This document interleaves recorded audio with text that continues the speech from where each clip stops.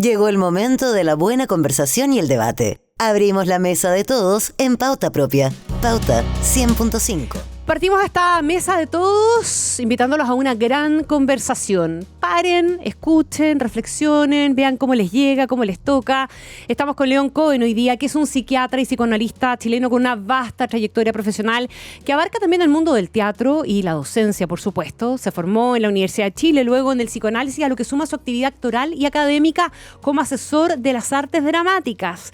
La mirada de León Cohen combina el conocimiento clínico y la sensibilidad cultural, lo que lo hace especialmente pertinente para dialogar sobre los grandes retos de la salud mental, los cambios sociales y también políticos en Chile, así como dinámicas emocionales que están detrás de este comportamiento colectivo.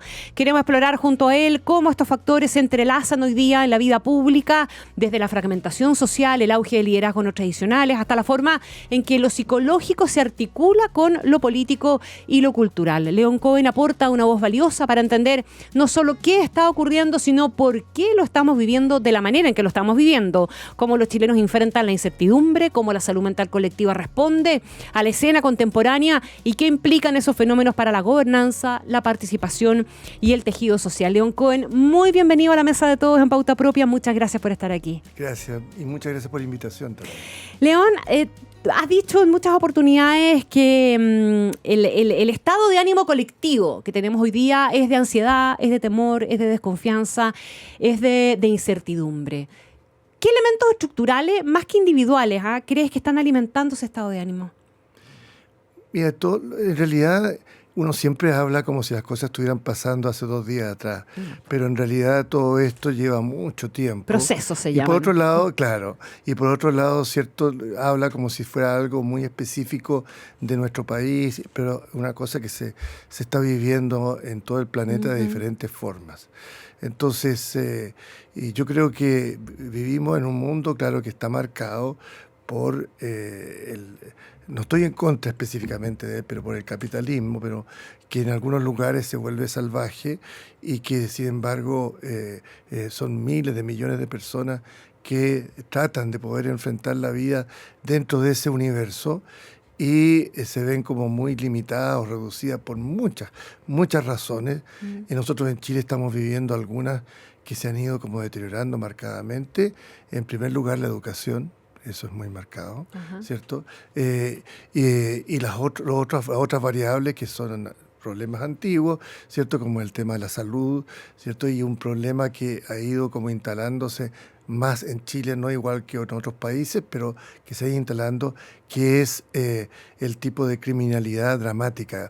Quiero decirlo así, porque más que algo cuantitativo, es una criminalidad dramática en el sentido, digamos, que es muy violenta y que impacta mucho la sensibilidad. La sensación de temor de la gente. Sensación de temor de los ciudadanos, ¿cierto? Entonces, todo eso se va generando en un contexto en el cual la sociedad, en general, en Chile específicamente, debido a diversas razones, ha ido empobreciéndolo en términos culturales.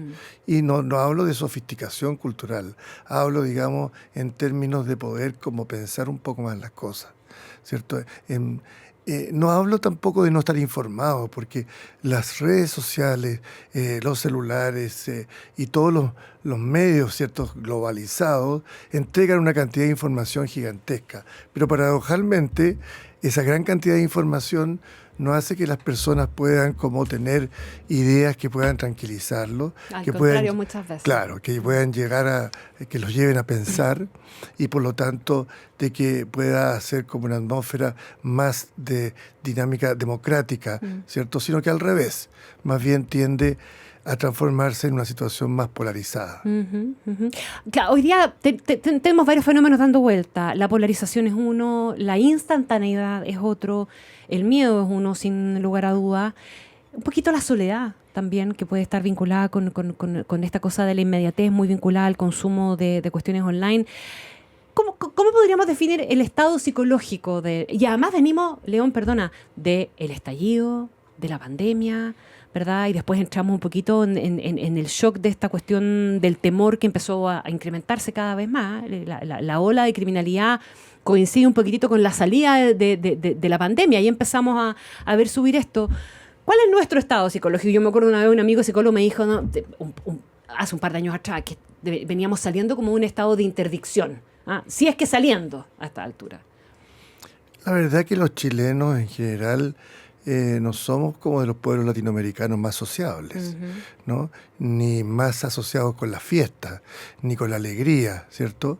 O como dice Charly García, claro, la alegría no solo es brasileña, pero puede ser argentina, colombiana. Pero pocaso ¿cierto? chilena, digamos. Pero claro. chilena no. Nosotros, si se puede hablar de una especie de carácter nacional, que es un reduccionismo, yo lo entiendo eso, pero estamos más impregnados de características de tipo obsesivo y evitativo.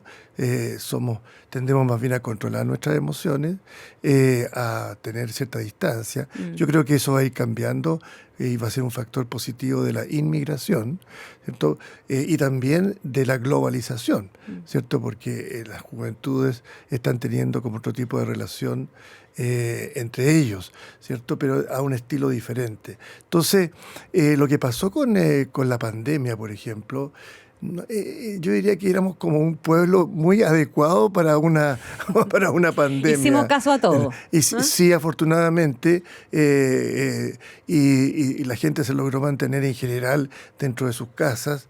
Por supuesto que las personas, los chilenos, igual tenemos diferentes estilos de personalidad, somos diferentes. Hay personas que son más retraídas, más obsesivas, ¿cierto? Más centradas, más aisladas, ¿cierto? Y esos vivieron la pandemia como una especie de alivio incluso. Pero hay otras personas que son diferentes, muy necesitadas del contacto con otros y de las actividades sociales, y que indudablemente sufrieron todo esto.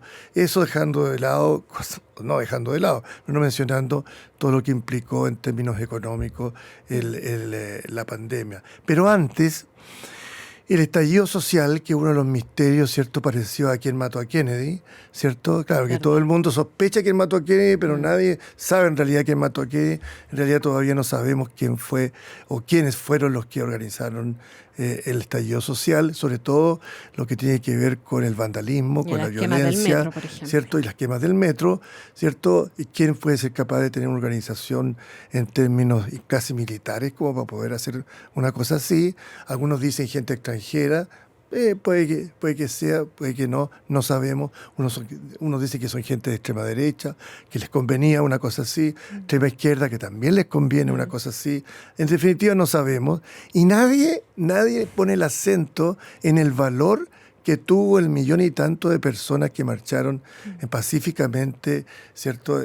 Luego de que comenzó el estallido, y que pedían de que hubiera atención respecto a cosas que estaban pasando en nuestro país desde hacía ya un buen tiempo. Y que los políticos creyeron que todo eso se solucionaba con una ilusión, que era un cambio constitucional. La nueva constitución. Que era realmente una ilusión, ¿cierto?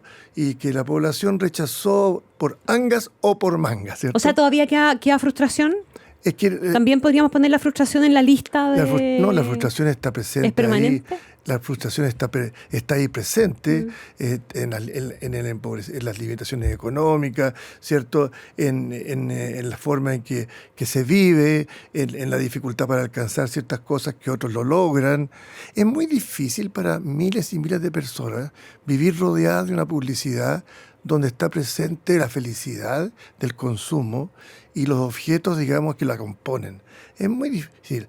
Claro, se accede, digamos, a la deuda muy grande, ¿cierto? Y se tiene cierta ilusión, pero puntual, al tener ciertos objetos, pero en verdad eso genera como mucha frustración. Estamos conversando con el psiquiatra León Cohen. Se vincula completamente con esto, al menos por la pregunta que quiero hacerte, porque tú has hablado de que la ideología como la conocíamos, izquierda-derecha, y esto es algo que ya está empezando a construir su consenso en torno a esto, ¿verdad? Ha perdido bastante sentido la lógica izquierda-derecha. Y claro, la pregunta probablemente hoy día es ¿qué es lo que reemplaza entonces a esa separación ideológica o a esa ideología? ¿Qué es lo que impulsa hoy día los vínculos de la ciudadanía con la política? ¿Y qué debería impulsar el de los políticos con los ciudadanos? Se conecta mucho con ese grupo de gente que se quedó a la espera, que todavía puede mantener una cierta frustración. Y yo me atrevería a preguntarte si te cabe en la lógica del votante de París y también un poquitito ese grupo de gente, que no está ni con uno ni con otro, sino que más bien está esperando que le llegue y no le llega. Sí, ¿sabes? Yo creo que eso vale para todos.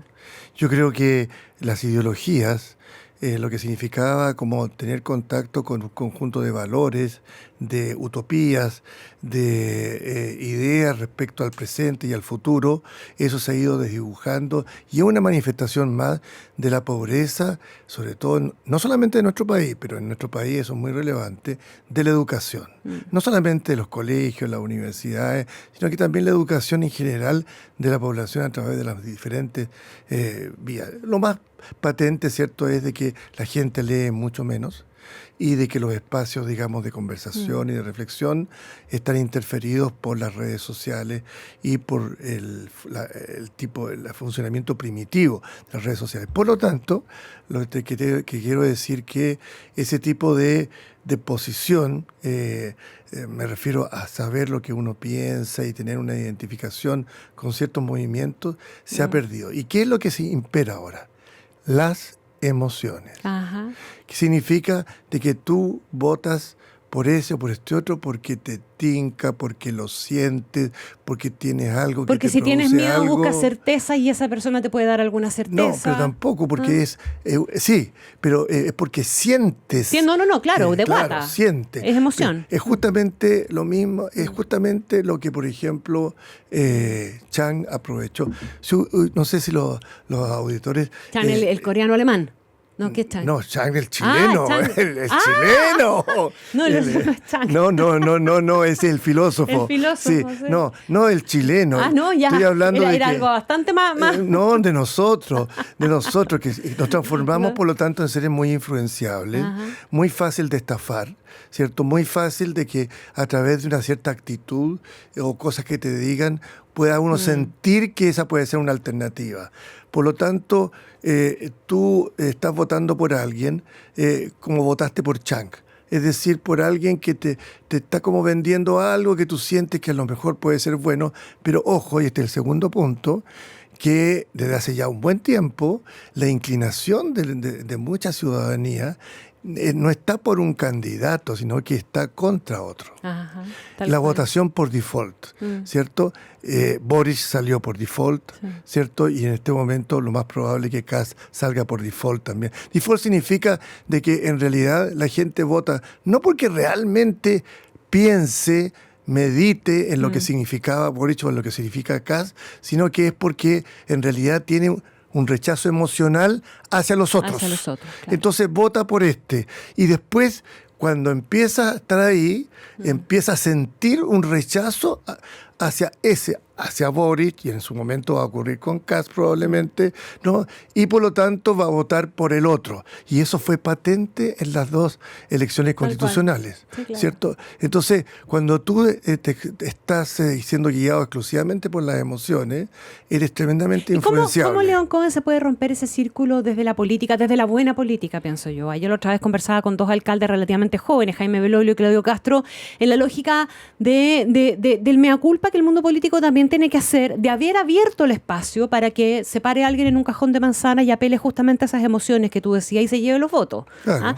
Pero eso también pasa porque la política, de la más tradicional, si tú quieres, tampoco ha hecho la pega de salir a entender exactamente cuáles son las emociones que el ciudadano está poniendo sobre la mesa y cómo, no sé si...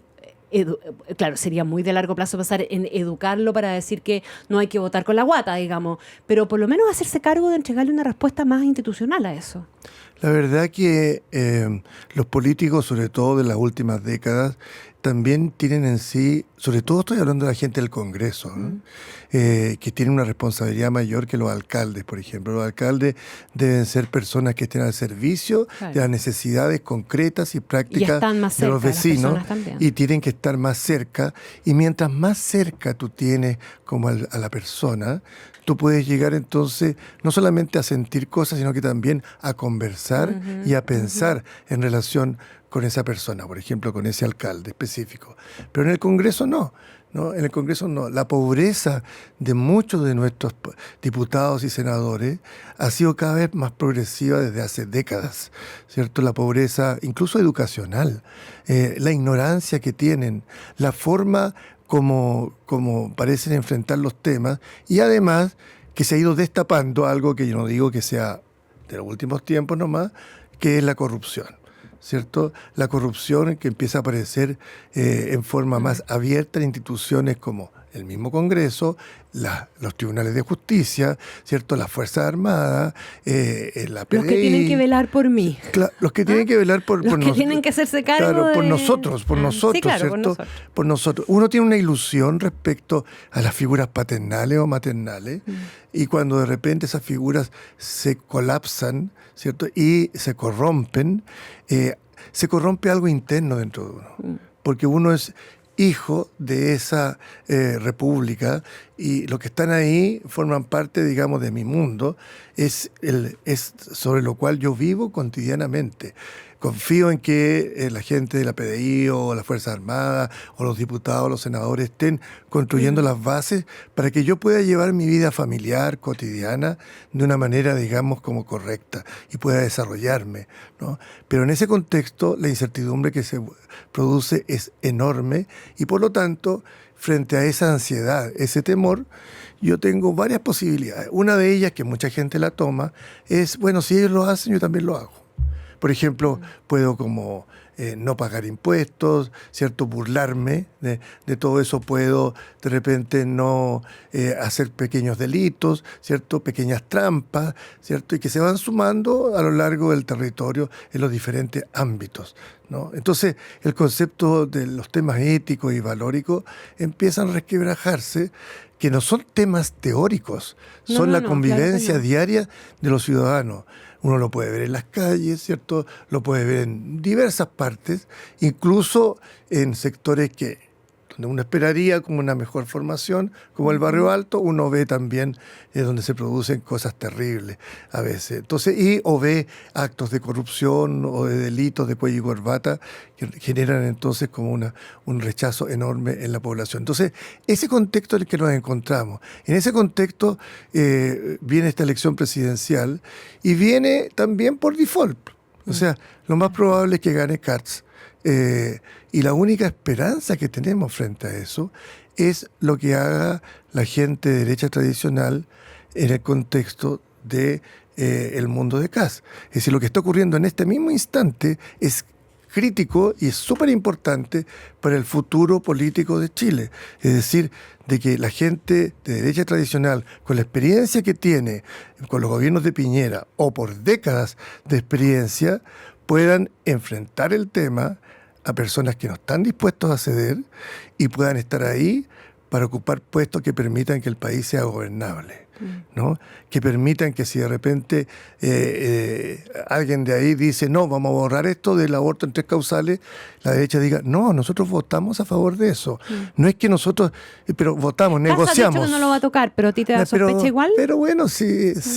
Es que mientras... La tentación de llevarse la pelota para la casa siempre está. No, pero mientras más polarizado, cualquier concesión de los polos, ya sea comunistas o republicanos, que en realidad es algo parecido, digamos, en cuanto a su fanatismo, siempre es algo que se hace como a medias tintas, ¿cierto? Y con mucha rabia.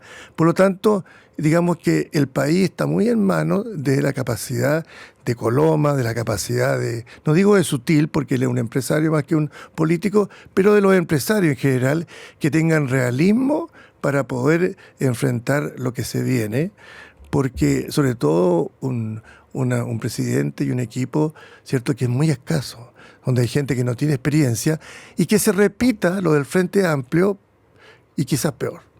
Claro.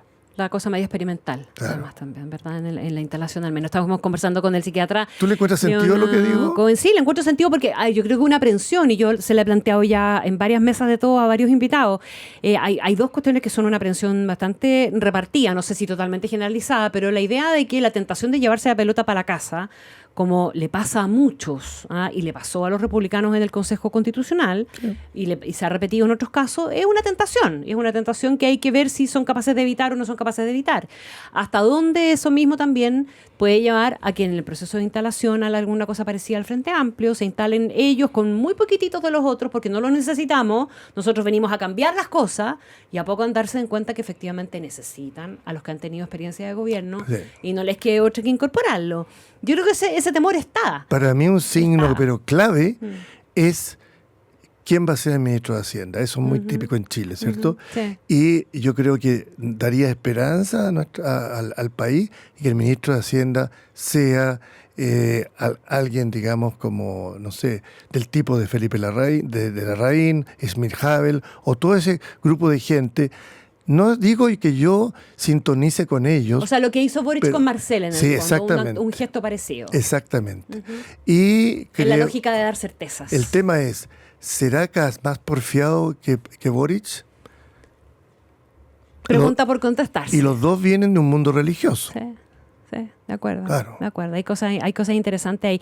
León, yo no sé si esta diferencia es posible hacerla o no, pero a ver si tú te has hecho el mapeo, porque mucho se ha hablado de que hay ya una generación que está totalmente comillas descontaminada, o que no vivió, que no conoce, o que no tiene ninguna tranca ni ningún prejuicio tampoco respecto de la dictadura, de los primeros años de la concertación, de la recuperación de la democracia, etcétera, etcétera.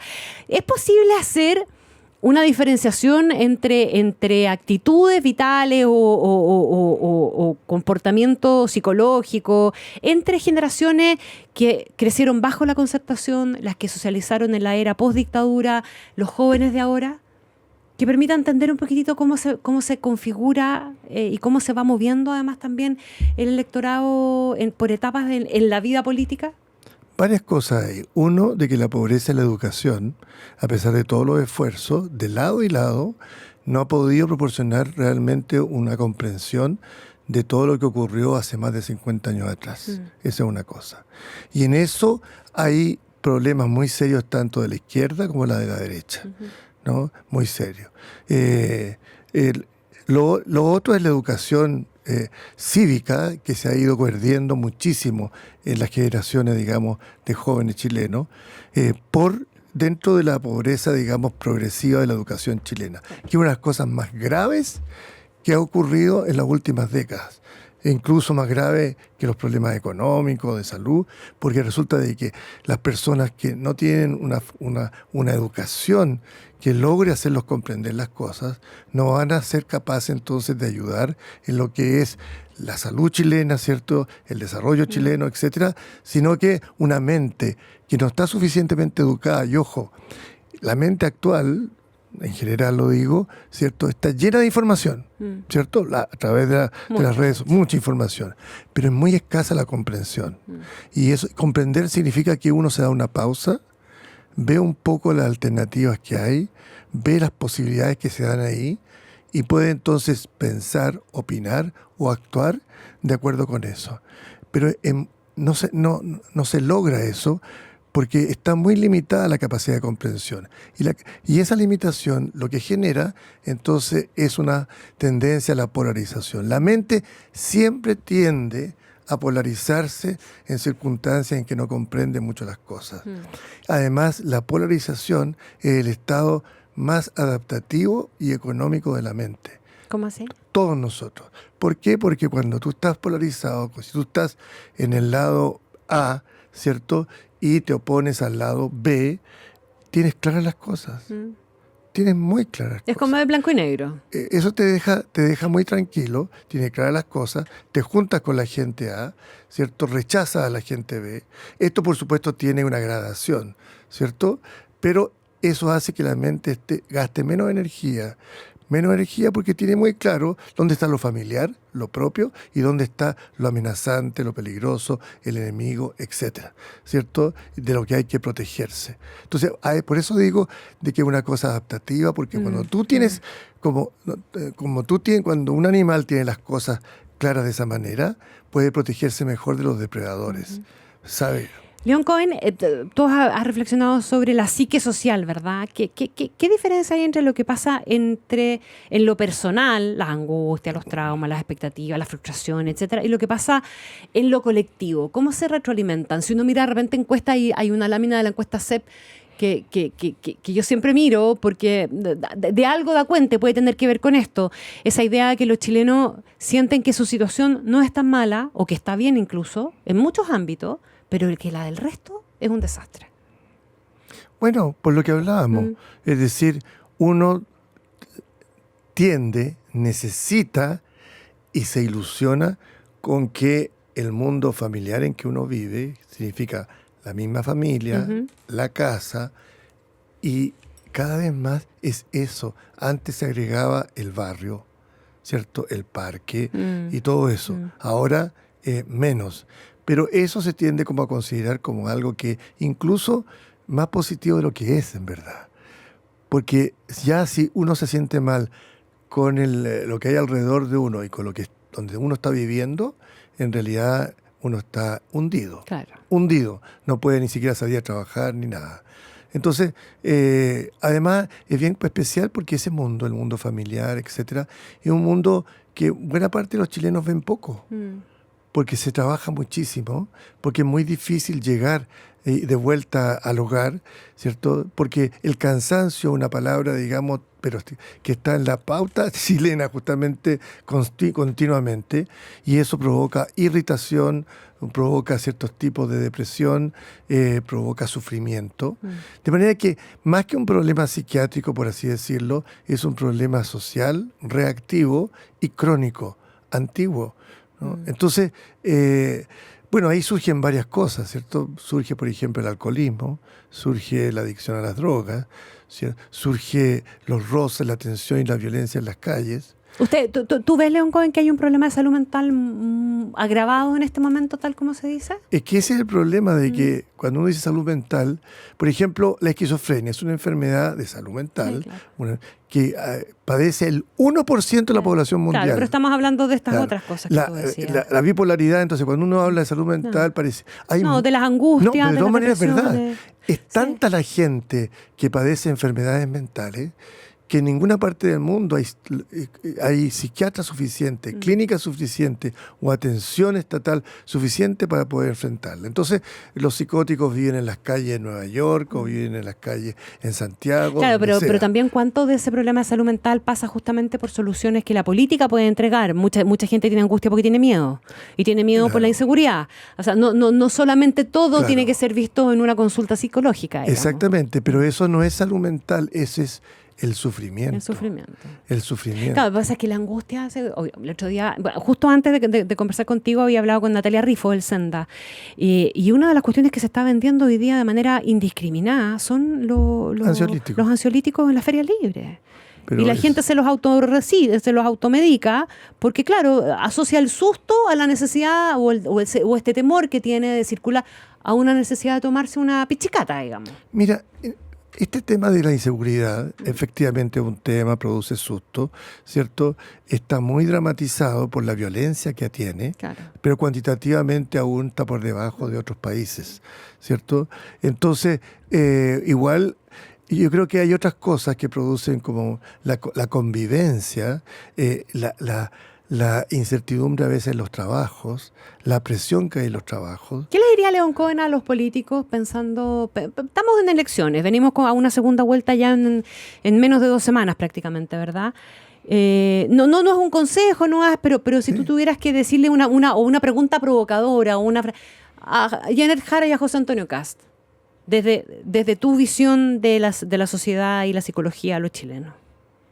Bueno, pero hay que ver lo que está ocurriendo. Sí, en realidad nosotros, me refiero por ejemplo médicos, psiquiatras, psicoanalistas, etcétera, tenemos que tener una fidelidad a lo que ocurre, no a la especulación, no a la teoría, y lo que ocurre. Y uno puede ver ahí cómo el caso de Janet Jara ha ido como atornillando al revés en varias cosas, ¿no?